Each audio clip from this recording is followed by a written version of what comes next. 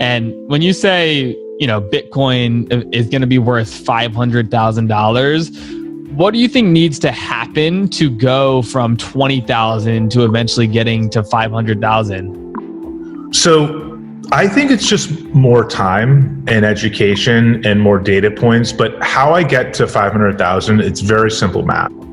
Tyler Winklevoss, Bitcoin price prediction, and Bitcoin's road to $500,000. In this video, Tyler Winklevoss, one of the Winklevoss twins who you may recognize from the social network and co-founders of Facebook, explains his Bitcoin price prediction and how it makes it to $500,000. The Winklevoss twins have been long-time Bitcoin bulls, holding 1% of all Bitcoin in circulation, and the founders of the Gemini cryptocurrency exchange.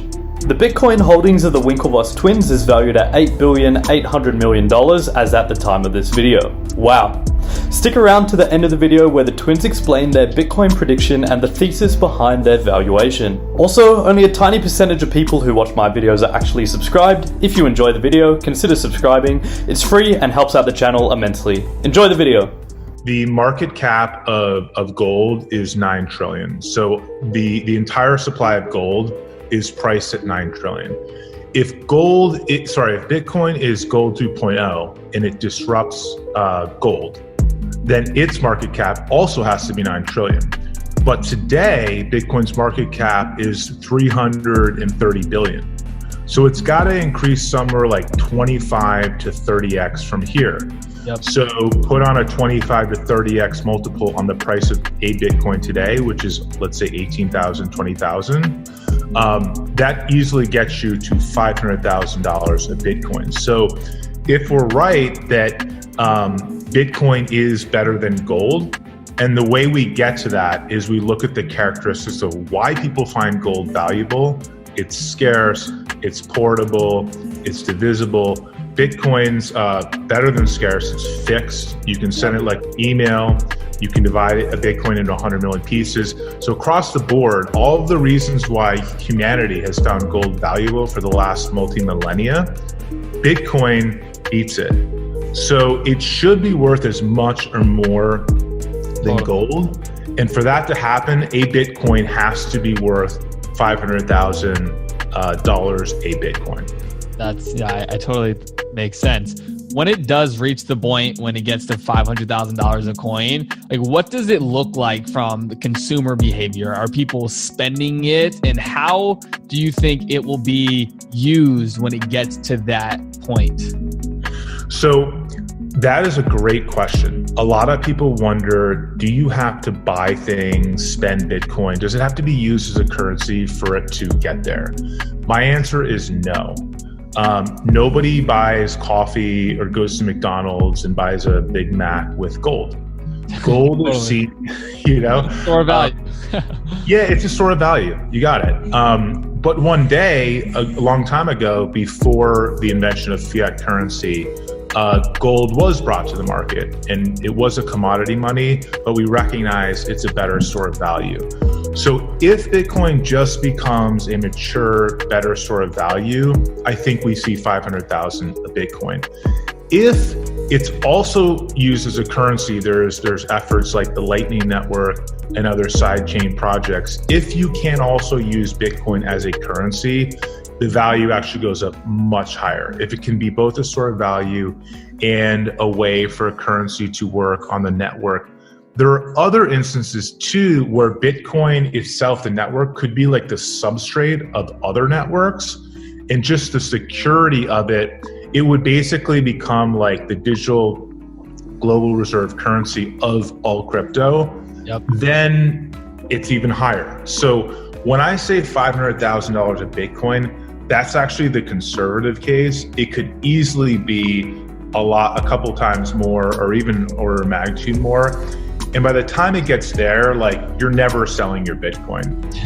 If you need to like use fiat, or I sort of say cash is trash, you'll just be able to borrow. And today you can borrow off your Bitcoin, get the cash, spend it without selling the Bitcoin. So I was listening to this podcast and they were joking about like this Bitcoin meme of the Matrix, and like, you know, when Bitcoin gets to like 1 million, like you won't have to sell it kind of thing. Morpheus and Neo, like Neo's like, what happens when it gets to 1 million? It's like, you won't have to sell it.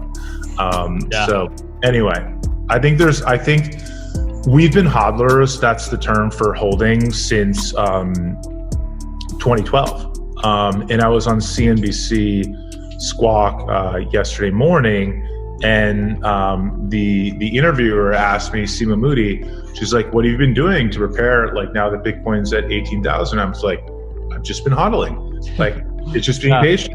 And I'm going to hodl all the way to 500,000, and I'm going to still hodl because if I need US dollar shitcoin, I can always find another way to find it. But like, Bitcoin it's like a multi-generational asset. You know, we are at the dawn of something as significant as the internet itself. The problem with the internet is that you couldn't buy a piece of it. You could buy like a domain name, you could sort of squat, you could get like, I don't know, cool.com or podcast.com, even though podcasts weren't a thing back then, but if you knew that they were. Funny you say that. I was literally looking up podcast.com yesterday and it was going for like $1 million. So funny you bring that up. Right. But that's like owning a piece of the internet, but it was kind of hard. You had to invest on the application layer, the companies on top of it.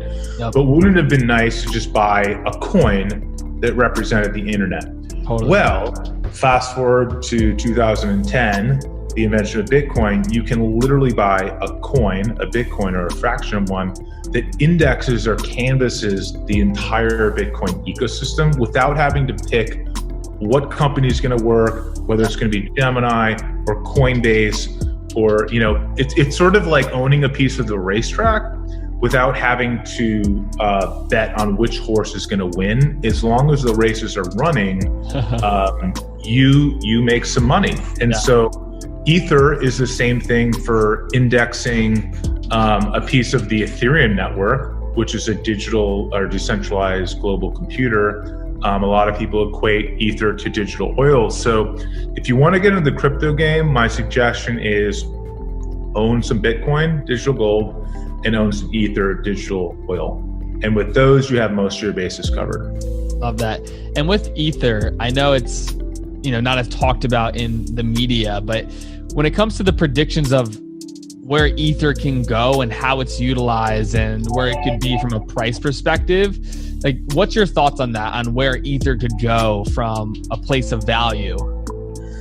So I think it's very high.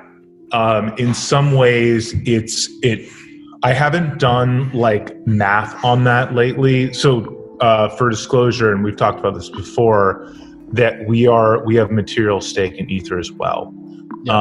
Like you mentioned earlier, the media loves Bitcoin because it's easier for consumers or readers to understand that, and they harp on that, and that makes sense. But what's less talked about and less known is that we are huge fans of Ether, or Ethereans, if you will, in the slang.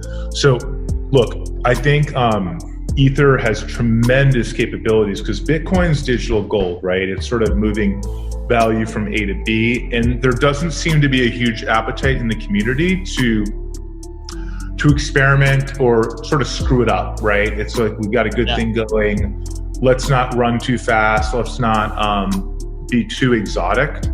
Whereas Ethereum is like it's a decentralized operating system. So the promise is that you can create these applications on top of it